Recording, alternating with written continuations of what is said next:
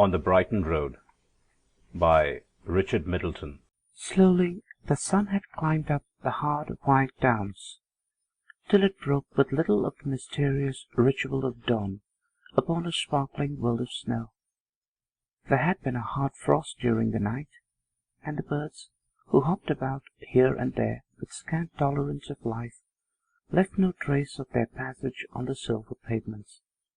In places the sheltered caverns of the hedges broke the monotony of the whiteness that had fallen upon the coloured earth, and overhead the sky melted from orange to deep blue, from deep blue to a blue so pale that it suggested a thin paper screen rather than illimitable space. Across the level fields there came a cold, silent wind, which blew a fine dust of snow from the trees, but hardly stirred the crested hedges. Once above the skyline, the sun seemed to climb more quickly, and as it rose higher, it began to give out a heat that blended with the keenness of the wind. It may have been the strange alternation of heat and cold that disturbed the tramp in his dreams, for he struggled for a moment with the snow that covered him, like a man who finds himself twisted uncomfortably in the bedclothes, and then sat up with staring, questioning eyes. "Lord, I thought I was in bed," he said to himself, as he took in the vacant landscape, "and all the while I was out here." He stretched his limbs, and, rising carefully to his feet, shook the snow off his body. As he did so, the wind set him shivering, and he knew that his bed had been warm. "Come, I feel pretty fit," he thought. "I suppose I am lucky to wake at all in this, or unlucky. It isn't much of a business to come back to." He looked up and saw the downs shining against the blue like the Alps on a picture postcard. "That means another 40 miles or so, I suppose," he continued grimly. "Lord knows what I did yesterday. Walked till I was done, and now I'm only about 12 miles from Brighton. Damn the snow, damn Brighton, damn everything." The sun crept higher and higher, and he started walking patiently along the road with his back turned to the hills. "Am I glad or sorry that it was only sleep that took me? Glad or sorry? Glad or sorry?" His thoughts seemed to arrange themselves in a metrical accompaniment to the steady thud of his footsteps, and he hardly sought an answer to his question. It was good enough to walk to. Presently, when 3 milestones had loitered past, he overtook a boy who was stooping to light a cigarette. He wore no overcoat, and looked unspeakably fragile against the snow. "Are you on the road, governor?" asked the boy huskily as he passed. "I think I am," the tramp said. "Oh, then I'll come a bit of the way with you, if you don't walk too fast. It's a bit lonesome walking this time of day." The tramp nodded his head, and the boy started limping along by his side. "I'm 18, he said casually. "I bet you thought I was younger." 15, I'd have said. "You'd have backed a loser. 18 last August, and I've been on the road 6 years. I ran away from home 5 times when I was a little un, and the police took me back each time. Very good to me, the police was. Now I haven't got a home to run away from." "Nor have I," the tramp said calmly. "Oh, I can see what you are," the boy panted. "You're a gentleman come down. It's harder for you than for me." The tramp glanced at the limping, feeble figure and lessened his pace. "I haven't been at it as long as you have," he admitted. "No, I could tell that by the way you walk. You haven't got tired yet. Perhaps you expect something at the other end."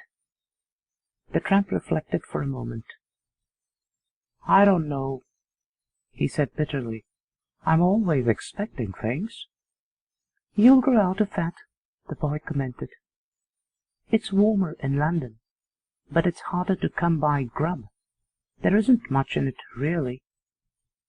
Still, there's a chance of meeting somebody there who will understand. Country people are better, the boy interrupted. Last night I took a lease of a barn for nothing and slept with the cows, and this morning the farmer routed me out and gave me tea and toke because I was so little. Of course I scold there, but in London, soup on the embankment at night and all the rest of the time coppers moving you on. I dropped by the roadside last night and slept where I fell. It's a wonder I didn't die, the tramp said. The boy looked at him sharply. How did you know you didn't? He said. I don't see it, the tramp said after a pause. I tell you, the boy said hoarsely, people like us can't get away from this sort of thing if we wanted to.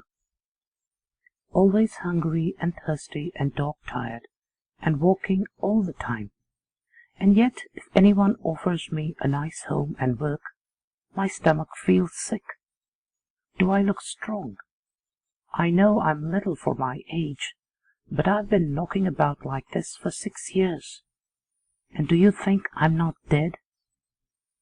I was drowned bathing at Margate, and I was killed by a gypsy with a spike. He knocked my head right in, and twice I was froze like you last night, and a motor cut me down on this very road. And yet I'm walking along here now, walking to London to walk away from it again, because I can't help it. Dead. I tell you, we can't get away if we want to. The boy broke off in a fit of coughing, and the tramp paused while he recovered. You'd better borrow my coat for a bit, Tommy, he said. Your cough's pretty bad. You go to hell, the boy said fiercely, puffing at his cigarette. I'm all right. I was telling you about the road. You haven't got down to it yet, but you'll find out presently. We're all dead, all of us who are on it, and we're all tired, yet somehow we can't leave it. There's nice smells in the summer, dust and hay and the wind smack in your face on a hot day, and it's nice waking up in the wet grass on a fine morning. I don't know. He lurched forward suddenly, and the tramp caught him in his arms. I'm sick, the boy whispered. Sick. The tramp looked up and down the road, but he could see no houses or any sign of help. Yet even as he supported the boy doubtfully in the middle of the road, a motor car suddenly flashed in the middle distance and came smoothly through the snow. What's the trouble? Said the driver quietly as he pulled up. I'm a doctor. He looked at the boy keenly and listened to his strained breathing. Pneumonia, he commented. I'll give him a lift to the infirmary, and you too, if you like. The tramp thought of the workhouse and shook his head. I'd rather walk, he said. The boy winked faintly as they lifted him into the car. I'll meet you beyond Reigate, he murmured to the tramp. You'll see. And the car vanished along the white road. All the morning the tramp splashed through the thawing snow. But at midday he begged some bread at a cottage door and crept into a lonely barn to eat it. It was warm in there, and after his meal he fell asleep among the hay. It was dark when he woke, and started trudging once more through the slushy roads. 2 miles beyond Reigate, a figure, a fragile figure, slipped out of the darkness to meet him. On the road, governor? Said a husky voice. Then I'll come a bit of the way with you, if you don't walk too fast. It's a bit lonesome walking this time of day. But the pneumonia, cried the tramp aghast. "I died at Crawley this morning," said the boy. End of On the Brighton Road by Richard Middleton